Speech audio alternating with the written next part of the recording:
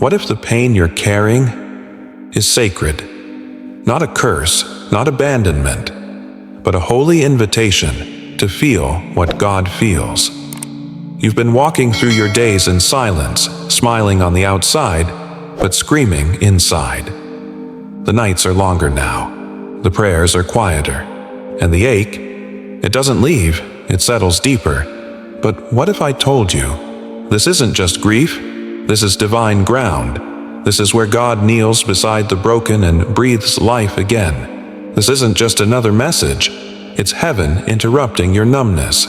You didn't click on this by accident. God is speaking. He's not asking you to get over it. He's asking you to bring it to the altar. The tears you hide in the dark are the language of angels in the light. Today, you'll see what no one ever showed you. Even Jesus wept. So why are you hiding your tears?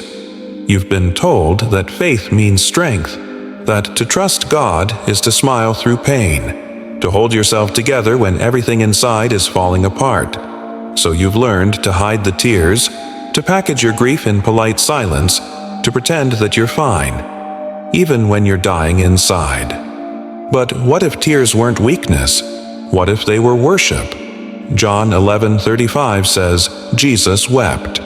The Son of God, the one who raises the dead, wept before he resurrected. He stood before Lazarus' tomb, knowing the miracle was coming. And still, he allowed himself to break.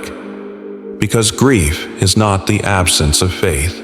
It's the presence of love. This is the truth they never told you. You're not broken because you cry.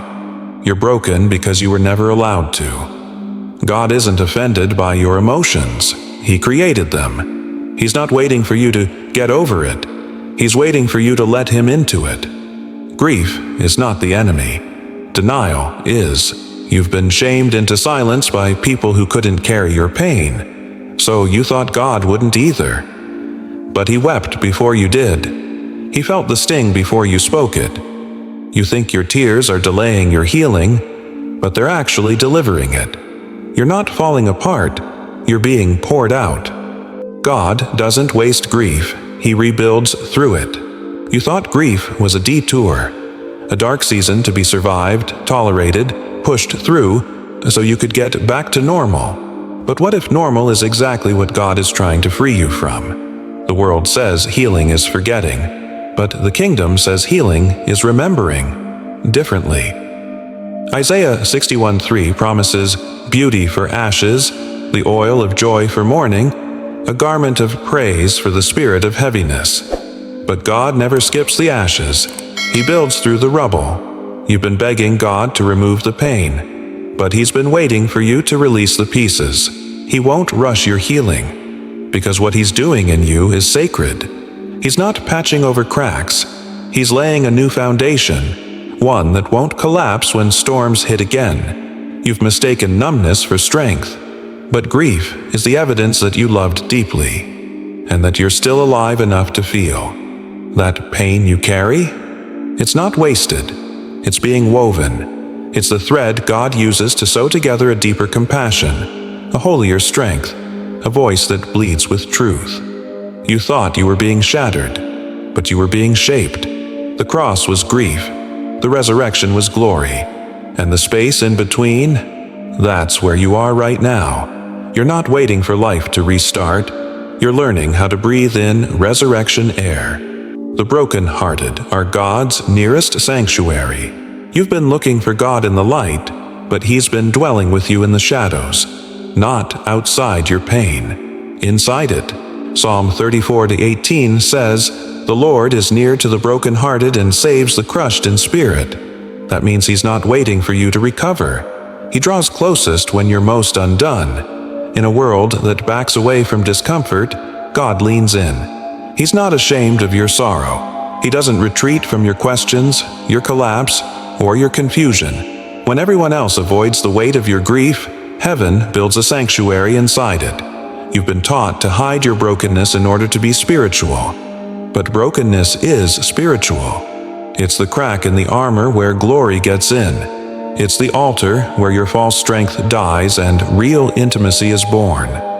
The brokenhearted are not disqualified.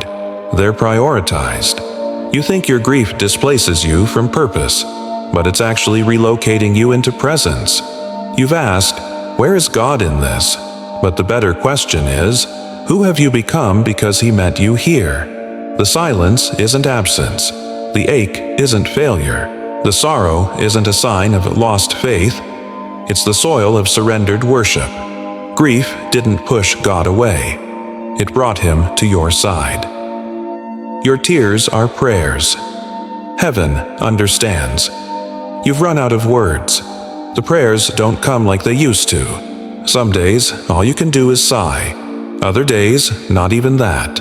And somewhere deep down, you've started to wonder if silence means separation, if God stopped listening when you stopped speaking. But Romans 8:26 says, "The Spirit Himself intercedes for us through wordless groans." That means your silence doesn't scare heaven, it activates it.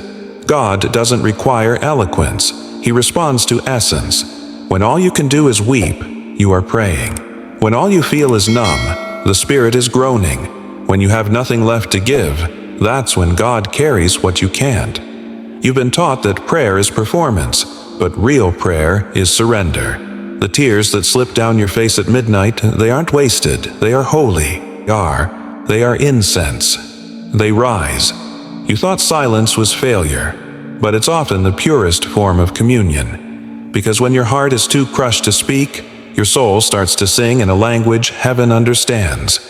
You're not losing your faith. You're being stripped of false strength, so only real trust remains. This is not a season of silence. It's a sanctuary of whispers, and God hears every one. Joy will return, but it won't be rushed. You've heard the verse so many times it's lost its power. Weeping may endure for a night, but joy comes in the morning. So you waited and waited, but morning didn't come when you expected, and now you wonder, maybe joy isn't for you. But what if joy doesn't arrive like a sunrise, sudden, brilliant, on schedule? What if it seeps in like dawn, slow, soft, and silent? Grief has its own clock, and heaven is not in a hurry. Ecclesiastes 3:4 says, "There's a time to weep and a time to laugh, a time to mourn and a time to dance." But they didn't tell you that the mourning might last longer than you planned, that dancing may feel distant, that laughter might return as a whisper, not a roar. You've been trying to force the light, but God is teaching you how to walk in the dark without losing your way. Joy is coming, but not as a distraction. It will come as a companion, because you let grief finish its work. Don't rush resurrection. Even Jesus stayed in the tomb for 3 days. You're not behind, you're becoming. Joy will rise, not by replacing the pain, but by redeeming it. And when it comes, it won't erase your grief. It will sit beside it and prove that even the darkest night couldn't steal your dawn. You're not too broken. You're being rebuilt. You've looked at your heart and seen ruins. Pieces scattered across memories, dates, names, places you can't revisit. You've called yourself damaged, too far gone, too shattered to be used again. But that's not what heaven sees. Isaiah 58:12 whispers this promise. "You shall be called the repairer of the breach, the restorer of streets to dwell in." Not only does God rebuild you, He rebuilds through you. Your cracks become pathways. Your scars become signposts. Your story becomes shelter for others still in the storm.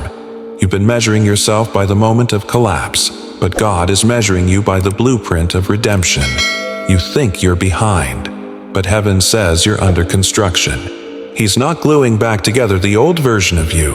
He's forming something unshakable, something resurrection-proof. Your grief is not a label. It's a landmark. Proof that you lived, you loved, you lost, and still you're rising. They told you to move on, but God is calling you to move through. You're not too broken. You're beautifully unfinished. And heaven is still writing the next chapter with trembling hands held in sacred trust. This is not the end. It's the birthplace of something holy. You were never too broken. You were just misdiagnosed by a world that fears pain and worships strength. But God sees you differently. He sees your grief not as disobedience, but as devotion. He sees your sorrow not as a flaw, but as fertile ground. The world wants quick fixes, but heaven is patient with holy things. And your heart, it is holy ground. Healing won't come from hiding. It comes from handing it all back to God. Every shattered memory, every unanswered question, every tear that never found a shoulder, He collects them all. He weeps with you, and then He begins to rebuild. So if this wrecked your spirit and whispered life back into your soul, comment, "God, I receive my peace." And if you want to keep hearing what heaven is whispering, subscribe. Not to follow a voice, but to stay close to the one who still speaks in the middle of your silence. You're not grieving alone. You're being graced into glory.